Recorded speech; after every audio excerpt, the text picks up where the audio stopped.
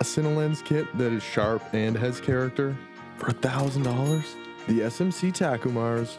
Welcome to real world testing, because I don't care about resolution charts.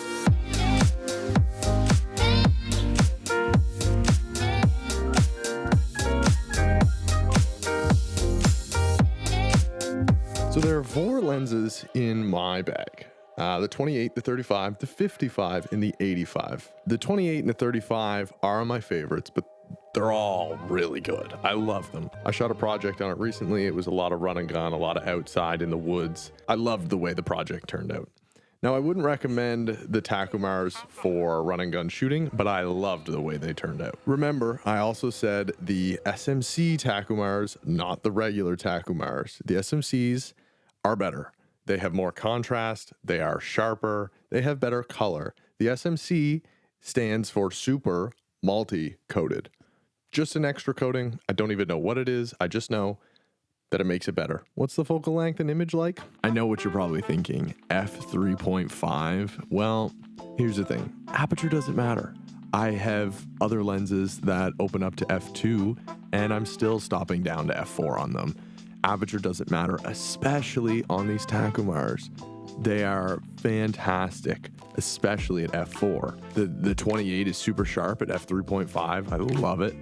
The 35mm is sharpest at f4, and I love it there. And I stop the rest of them down to f4 normally, so they all match. Having every single frame on a project match, especially in that bokeh, can provide a sense of consistency, but also can be a downside if you're looking for that nice, creamy bokeh. Some other things to consider. The color rendition is fantastic. I find it accurate. I find it vibrant. I find it's just a lovely set of colors.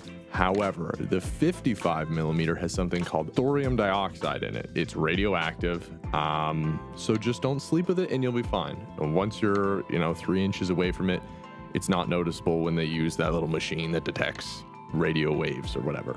The unfortunate part about thorium dioxide is it tints the image slightly yellow. That can be fixed with the UV light. I saw somebody do it with an IKEA light. If it's that easy, then just do it. I have not, but I probably should.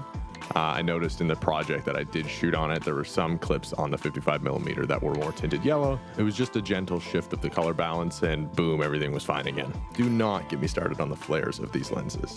They are super characteristic, super beautiful, super creamy, super unique. They can be used to tell a story, just the flares. The 28mm has this super unique one, and all of them are just great. Even if you didn't want it, throw a French flag on, throw a matte box on, get rid of the flares in total. The build of these things is classic vintage glass. It is an aluminum and brass alloy, so that means they are super sturdy. They're amazing. They're solid as a rock, which is great. I don't know if it's weather sealed, but the thing is built like a tank, so I would not be in the least bit surprised. The native mounts for these lenses come in 2 mounts, the K mount and the M42 mount. The K mount is more the bayonet style, the newer style that you'll see on today's lenses, whereas the M42 is just a basic screw mount. I already had the 55mm, so I just kept that consistent through the rest of my lenses and went M42 for all of them. They're super small, super compact, super light. I wouldn't recommend them for run and gun work because it's just a hassle with them being primes, but you can do it. I did it and it worked just fine. It ended up being a super cool project.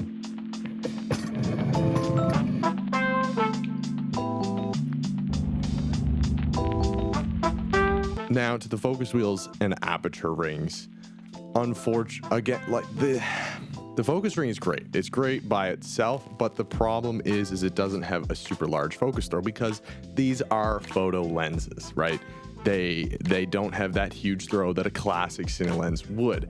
It's large enough. It ranges anywhere from like half a turn to 3/4 of a turn of the entire barrel, which is enough, especially with things like peaking now, and I'd love to get the DJI LiDAR system to kind of pull it all together. To have autofocus on this lens would be amazing, make it a lot easier for run and gun shoots. You can declick the aperture. I didn't. I probably won't, as it's not something I need. I know some of them you can send in to get rehoused, which is a stupid expensive option, but I just did a tight snug fit of the 0.8 mod focus gears, and it worked great.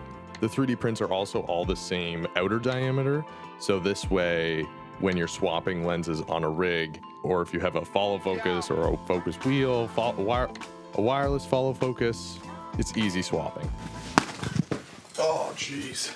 I just sat on a bunch of glass and broke it on my bed. The filter thread is 49 millimeters on 3 of the lenses that I have, and 58 millimeters on the 85, which is unfortunate, but it's the best I can ask for, especially for this price. Having ordered them all from eBay, I got different lens covers, which I was not a fan of. So I 3D printed lens covers that I designed at a TPU. They have ridges on them for grabbing them nice and easy. Wasn't a whole lot of work. Didn't take super long. I thought, why not? Now, for the best part, the price. They were super cheap. I already had the 55 millimeter 1.88 element version. The 3 that I had to buy off eBay, I think they cost me $800 and under. That 55 millimeter 1.88 element version being super common and super cheap. You could totally get this entire group for less than $1,000, which in my opinion is an absolute steal. To have a set of 4 nice primes for any beginner, anybody looking to get into the options of having more lenses, somebody that just has a kit lens and is looking for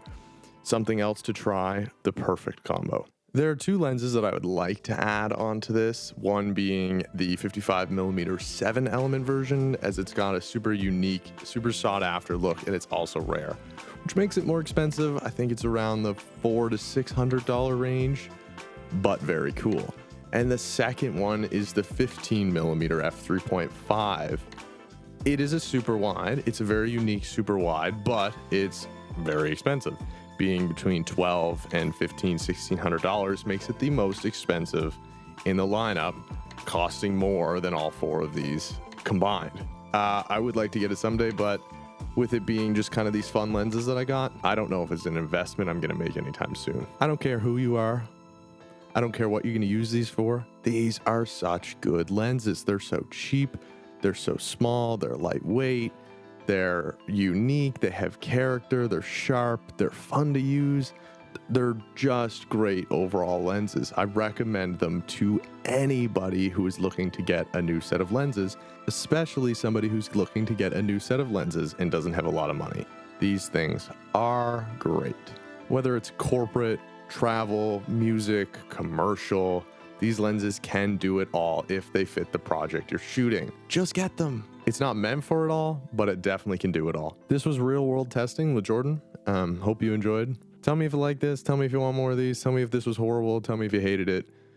Tell me what you thought.